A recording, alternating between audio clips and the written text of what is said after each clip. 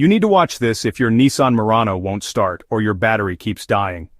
The culprit could be your alternator. Here's what you should do next. First, let's talk symptoms. If your headlights are dim, your dashboard lights flicker, or your Murano keeps stalling, your alternator might be failing. Another sign? A battery warning light on your dashboard that won't turn off. Step 1, pop the hood and look at the serpentine belt. If it's loose or damaged, your alternator won't spin properly. Replace the belt if needed.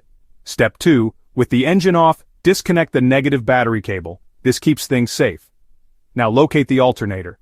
Check for any obvious damage or loose wires. Step 3, test your battery with a voltmeter. If it reads below 12.4 volts, charge it up and start the engine. While running, it should read 13.5 to 14.5 volts. If not, your alternator isn't charging the battery. Step 4, if you're not comfortable swapping out an alternator, call a trusted mechanic. But if you're handy, grab a socket set and follow your repair manual for removing the old alternator and installing the new one. Remember, ignoring alternator issues can leave you stranded.